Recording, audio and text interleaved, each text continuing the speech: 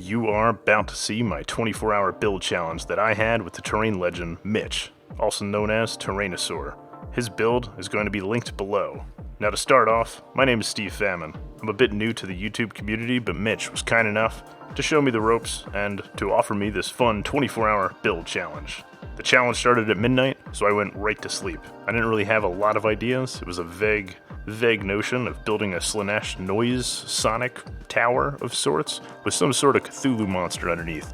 So what I started doing was collecting supplies and kind of compiling a few things that inspired me that I wanted to add to the table. This is also alongside chipboard, a few Secret Santa MDF houses that I inherited, a piece from the Necromunda Gang Stronghold kit, and finally I picked up the Dark Young kit from Reaper Bones, first of all because it's cheap and it's bendable plastic, which is something you definitely want right after opening the kit. I knew I was going to have to saw off the legs if I wanted to put this in the base of a tower. I previously made a test piece for my new table I'm creating, which has some sort of like sonic kind of communications tower.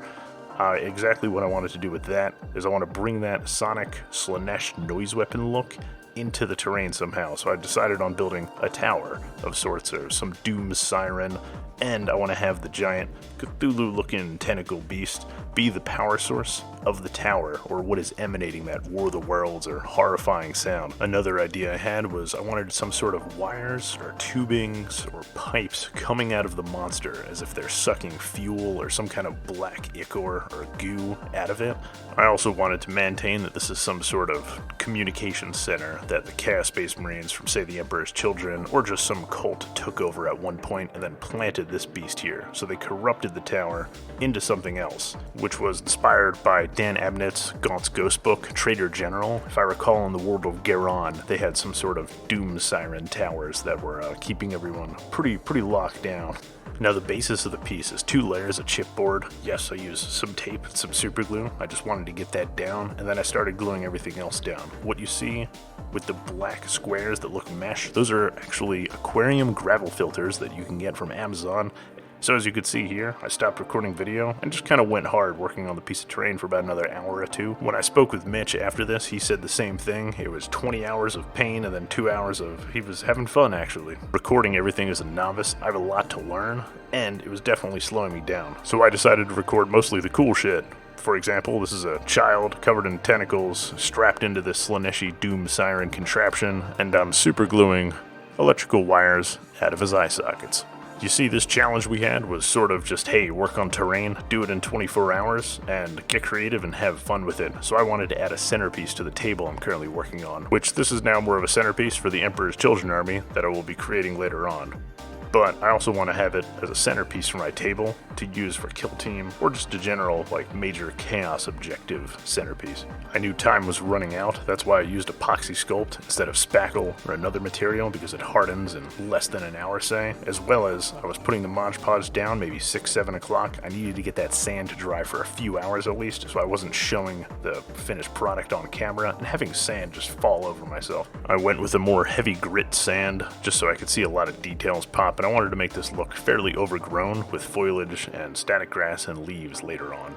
I knocked off all the sand, and sand was still falling off the next day when I was trying to record the thumbnail and the video. Final thing I had to do was finish up the tower with a handful of Green Stuff World watch parts. I have barbed wire there. There's a stack of other little chaos bits, as well as those radar dishes I mentioned earlier in the video. Overall, I was really happy with the aesthetic and the vibe I wanted to go for. Once it's painted, you'll see the little corpses and dead bodies and the water effects and the screens and the withering tentacle monster. You'll see all of that pop a little bit more after it's been painted. Now, did I achieve everything? Mostly. With the aesthetic, how it looks, the scale, the size, everything, I felt pretty confident about.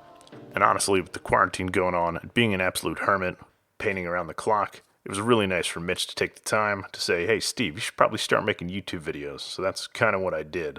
I genuinely have a lot of fun making terrain, and I want to keep making videos. So here's my talk with Mitch the night before. Hello. It is literally midnight here. What time is it there in Philadelphia? Right now it's about 8 o'clock. Just finished up got on here. It's like, 4 hour gap, because I'm used to counting to the Midwest where I'm from, so it's 5 hours. But yeah, so honestly, I've met you a few times. I had no idea you were in England.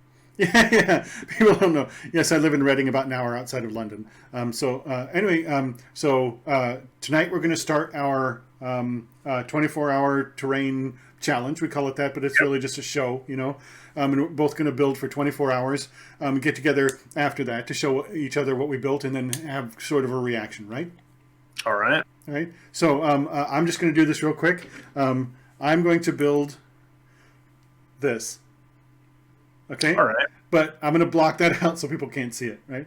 And I'm going to try to build it in scale. So if you look at John Blanch's original art, he like there may be slaves in a line for 100 miles, right? So he had no sense of scale, like it should stop here, like in current times. Here's a robot that's 170 meters tall, whatever.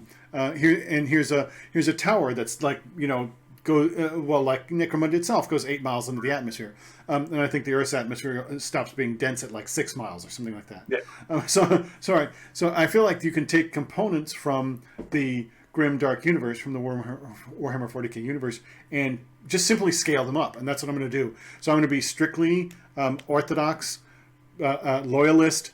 40k terrain builder. No creepy stuff. No Blanchitsu. No chaos. No writhing tentacles or horror stuff, or whatever. And I'm going to build this thing, and I'm not going to tell. And the people at home will have to just wait till the end of the video to see what I build. And so, what are you thinking about doing?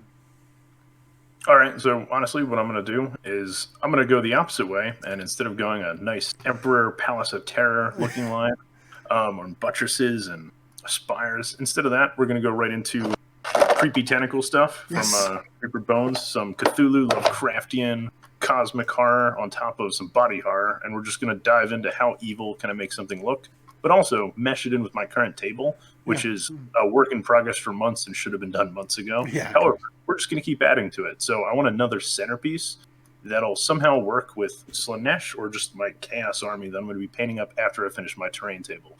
I want to have like an iconic Chaos specific piece that looks just evil. Like I want to go for that. Question.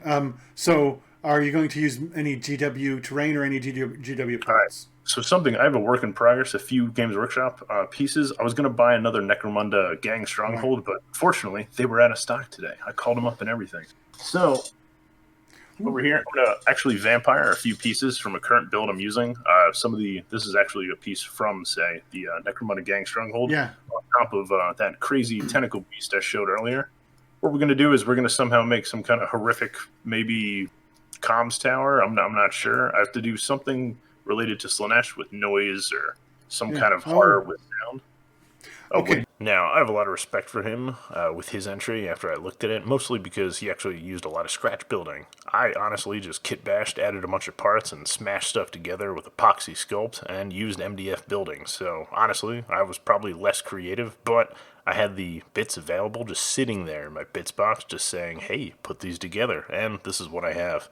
It was a lot of fun going back and forth with Mitch, and honestly, he just gave me a good positive vibe on the whole YouTube community, so get ready for some more videos. So if you can, take the time to go check out Terrainosaur's video, his entry piece in this little 24-hour challenge, and go like and subscribe, and go check out his stuff. It's some quality work. Basically, his entire channel is for charity, and he has a bunch of really good videos, especially for a terrain builder that suffers from Parkinson's. And honestly, I 1v1'd a man twice my age with Parkinson's, and we did pretty all right together, and we had fun. So I made a friend, and I made a video. And also, if you have the time and you post on the website Reddit, please join the terrain building community. We're always looking for new members, and it's honestly a wonderful place to talk about terrain.